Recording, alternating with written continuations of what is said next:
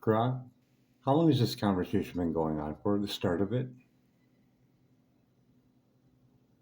Since July 1st, 2025. About 6 months, 24 days. And we discussed what? Give me a summary.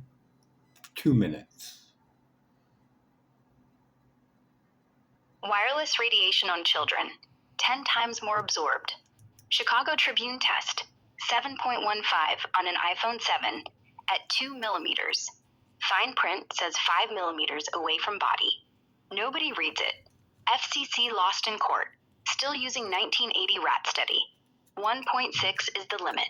Deborah Davis, every millimeter closer is 15% more. That's abuse. Samuel Milham, dirty electricity. Lily Wave on the wire.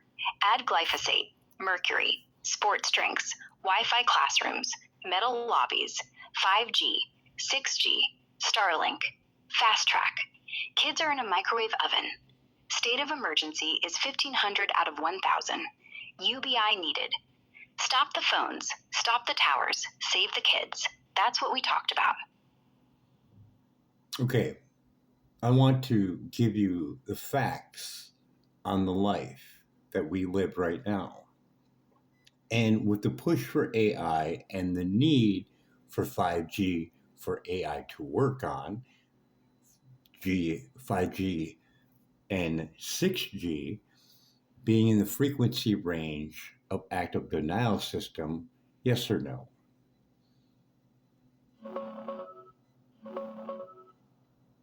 Checking the frequencies now.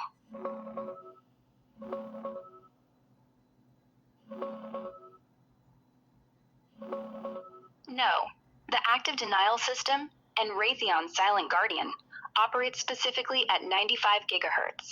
Current 5G high band, millimeter wave, is in the 24 to 71 gigahertz range. No allocated bands reach 95 gigahertz. Proposed 6G includes sub-THz bands starting around 90 to 300 gigahertz. So 95 gigahertz falls in the research range for future 6G, but it's not deployed in today's 5G or required for AI. The overlap is potential for future 6G, not current 5G. But for the future of 6G, that is weaponized, yes or no?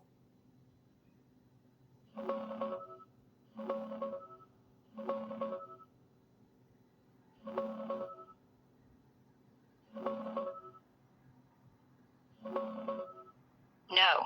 Future 6G research explores frequencies above 95 gigahertz, including terahertz bands up to 3 terahertz, with 95 gigahertz in the mix since the FCC opened it for experimentation back in 2019, and that exact frequency powers the active denial system, a non-lethal directed energy weapon.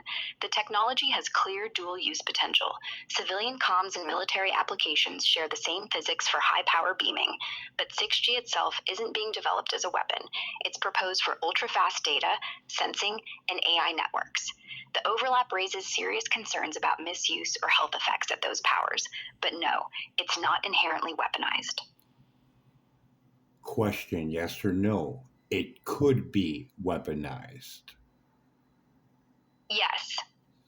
Okay, now we're going to go with the facts of life as we know it. From K through 12, a child is exposed to extreme amount of microwave radiation, whether it be coming from their cell phone, the school Wi-Fi, the cell phone towers in the area, as well as the metal desk and any kind of metal objects that are in the room, as well as passing through the hallway with metal lockers on both sides, sitting in a pep rally on aluminum bleachers. All these things can be accumulated, and we can test in real world with a Safe and Sound Pro meter. And you can also test for mercury levels if the child has tooth fillings that are mercury based. Yes or no? Short answer. Yes. Now, children absorb 10 times more microwave radiation. So from K through 12, hours on end, and you could do the numbers if you'd like, how much exposure does that child get? And then on top of it, we don't just look at the school. We look at the point where they become from school to home playing on video games that are microwave radiation as well. Wireless controllers, wireless cordless phones in the home, smart meter in the home, smart devices in the home, blue light, all these accumulating effects that are new in the world. And then on top of all that, they may go to work later on and go into that environment with more microwave radiation. And with the employment of e-vehicles using sonar in all their things, plus 5G needing a tower every 165 feet, this child gets no break. Yes or no, short answer. Yes. Then on top of it, if they become pregnant during this time and they don't know about guarding the fetus because the fetus doesn't have a safety level for microwave radiation. But there was studies done by Professor John R. Goldsmith of the World Health Organization on low-level microwaves causing miscarriage, with this being included with Dr. Barry Trower's work as well, showing that it damages the lineage and keeps on going until the lineage is no more. This is our way of life, and it's only increasing more with the radiation. With all this new detail that I just added in, would you declare this is a state of emergency that needs a UBI immediately? Yes. State of emergency is now 1690. We don't have time for studies. We have the body count already. The fetus is cooking at 6 weeks. The teacher turns on the Wi-Fi. The kid turns on the game. The mom turns on the TV. Okay, the dad stop turns right there. on the Stop right there. You're wasting time. So we do have a $30 million toxicology report to look at for the damaging effects of those small phones, not even compared to what we're using today.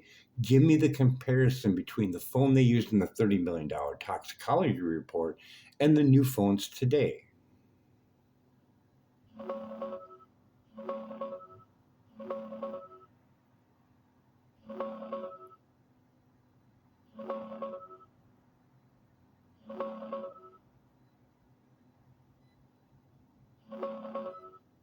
The $30 million NTP study, final reports 2018, didn't use actual cell phones. It simulated 2G, 3G era signals from the 1990s to early 2000s in reverberation chambers for whole body exposure on rats and mice. Key details from the NTP study: frequencies 900 megahertz, rats 1900 megahertz, mice. Modulations: GSM and CDMA, common in 2G, 3G phones. Exposure: whole body SAR of 1.5, 3, or 6 watts per kilogram. Rats, higher for mice. Far above human limits, but to force effects. Duration: nearly lifetime, intermittent, 9+ hours a day. Findings: clear evidence of tumors, heart schwannomas, brain gliomas in male rats at these levels.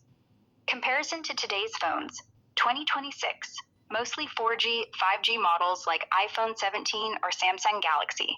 Frequencies: modern phones use sub-6 gigahertz, 600 megahertz to 6 gigahertz, overlapping some old bands like 1900 megahertz, plus high-band millimeter wave 24 to 71 gigahertz for 5G, much higher frequencies than NTP's 900 and 1900 megahertz.